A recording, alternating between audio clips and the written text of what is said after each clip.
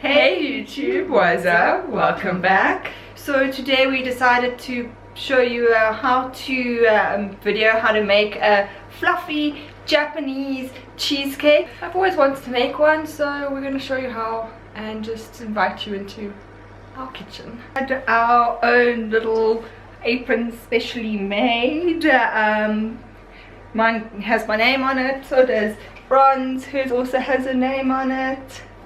So it'll be easy in the video to be able to tell us apart, which will be fun. So we're going to get started. We're going to start showing you how to make a Japanese fluffy cheesecake. So let's get started. So what you're going to need are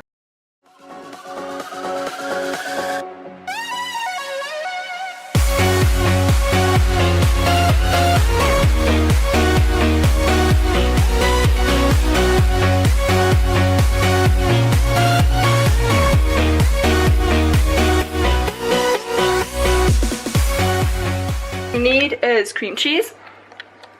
So there's cream cheese in here. So you're going to need some cream cheese, 6 eggs separated. You have to separate the eggs. So well, that's 6 egg yolks. Then okay, this is 70 grams caster sugar. It's actually 140 grams. You use the other 70 grams a little later.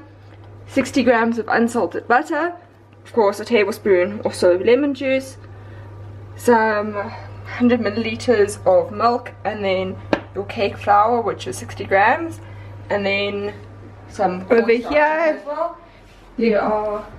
In here is your caster sugar, so it'd be 70 grams of the caster sugar. In here is, and then in here is the egg, your 6 egg white parts, and in this little Tupperware here is your cream of tartar. Cream of tartar. Moment we've just so you're going to put the cream cheese in, which is 250 grams of it, into a bowl over hot water. So you're creating a double boiler, and then you're just going to whisk until the cream cheese is soft. Okay.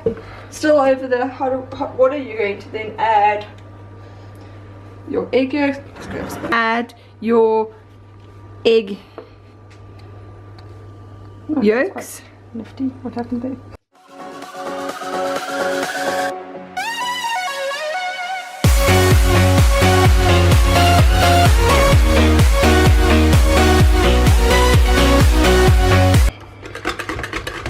So you can see by adding eggs. And here I am at the moment just filming the video part, the how-to, because generally when it comes to the baking side, Bronwyn's better at it, so she's going to be the one that you're going to be seeing a lot more in the videos. So Katie's the taster. Yeah, I'm going to be the one who's going to test and taste how it turns out and all of that, but you'll see me do a few things. So in here we've got some cream cheese, 6 egg yolks, just over some warm water, just so that it softens up a bit. We're then going to be adding in the 70 grams of fine sugar, which is just caster sugar. So we're going to add that in, and then from there we're going to add in, this oven's hot, the warm. And don't forget to preheat the oven. And then the butter, so you're going to add the milk to the butter and soften it. And don't forget to preheat the oven to 200 degrees Celsius. And then it will bake for, here are our instructions, for 30 minutes. So you'll bake on the bottommost rack in the preheated 200. So only going to preheat it for 18 minutes. Preheat it 200 degrees Celsius for 18 minutes. Then lower the temperature to 140 degrees. And then bake it for another 30 minutes. And then let the heat in the oven drop gradually with the door closed. Then turn the oven and leave the cake in the closed oven for another 30 minutes, and then remove the water bath, which is known as the bain-marie, and then open the door oven ever so slightly at the end of the baking process for another 30 minutes. So technically all in all it's going to take you an hour and a half to bake in the oven, just for it to rise up nicely. Okay, so now we're going to warm the milk in the microwave.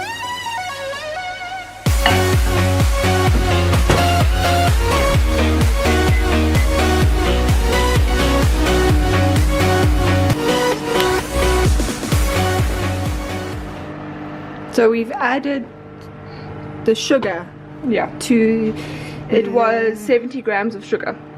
70 grams of caster sugar, or fine sugar that we've added. Add the butter to the warm milk. Yeah, it's just easier because it's a pouring dish. And then you're gonna just let that sit and melt for a bit. So if you need to, you can just stick it back in the microwave to help the butter melt. But it's already room temperature soft butter, so it should be fine.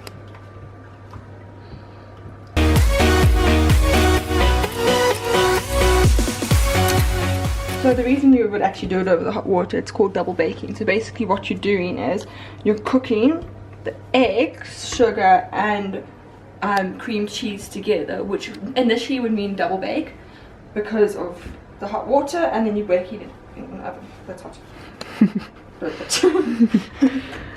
Okay, so now we've melted the cream and butter. Now we're just gonna add that in. There's some lemon juice, so we added about a tablespoon of lemon juice to it. Generally it's best to use fresh lemon, but we didn't have, so we just used lemon in the bottle, and we added that into to the mixture. So at the moment we're just mixing, and then you do it over hot water because it does act as a double boiler almost, and you double bake it. So you double bake. We don't have a big enough sieve, so we are making do with our very small, not very small one, but our medium-sized small one. Balance it for a little while. Okay, so in here we've got cake flour, cornstarch or maizena, some maize flour, and some salt. I'm just going to sift it in. Okay, so now that we're done with this process here, we are now going to go across to over here, where we're going to beat up the egg white. Excuse the noise.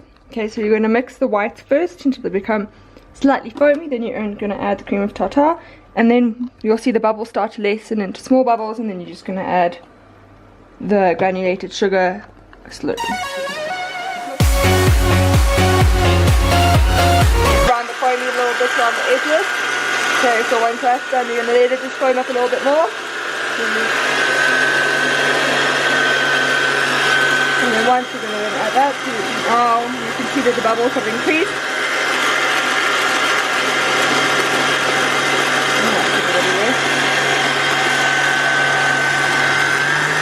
See that the bubbles have increased and how much foam has gotten since I've added the cream of tartar. You're now going to gradually add the sugar and increase the speed.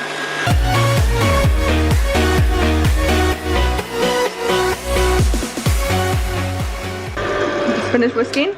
Oh, it's going to be soft peak, so you're going to look out for soft peak. So you can see, it's a little soft peak. Also, you're gonna look for inside the thing that is, so it makes like a little curved thing there, and that it stands up.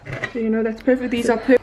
So you're gonna take a third of this and put it in there, and then a third, and then another third. So you're gonna do basically 3/3 of this into this, and then you're gonna take all of this and pour it back in here. The reason you do that is because what you're then doing is you're helping the egg white remember where and how to hold their shape, because then it holds the shape there without deflating.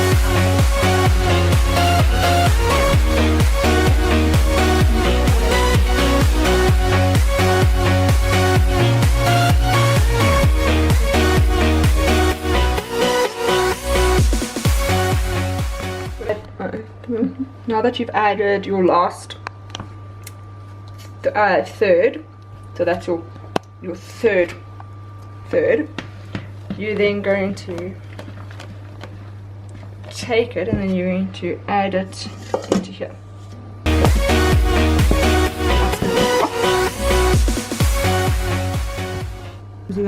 Okay, so we've added the rest of the first mixture into the egg whites, and now we're just mixing and combining the final mixture so you can see together. How much it's risen, and that's the egg whites remembering. We've got a 8-inch by 3-inch pan here, which is actually, I would say, 21 by 7.5 centimeters.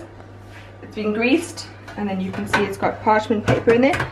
It's in a pan purely because we're going to then be doing the bain-marie bake. Okay, so what we're then going to do is to stop air bubbles.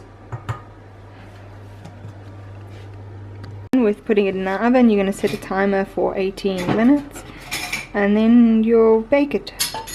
And we're stop. There we go.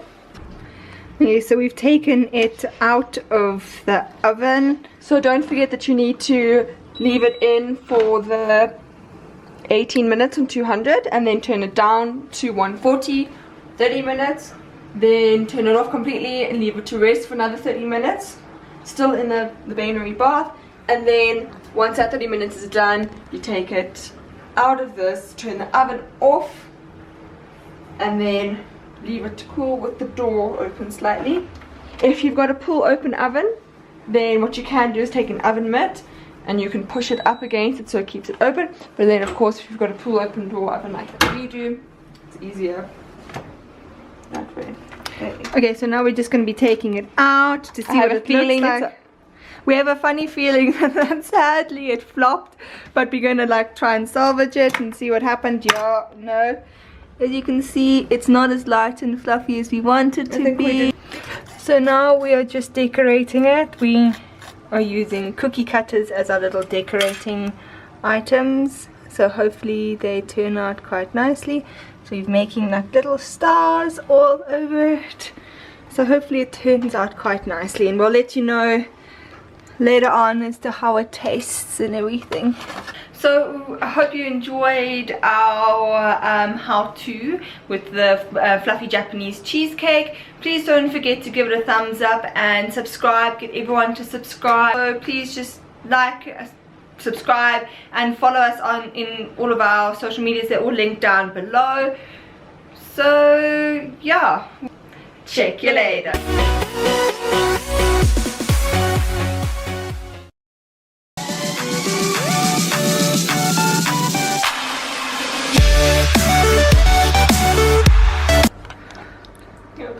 When baking goes wrong, we haven't even started and she's got her apron on inside out. Right.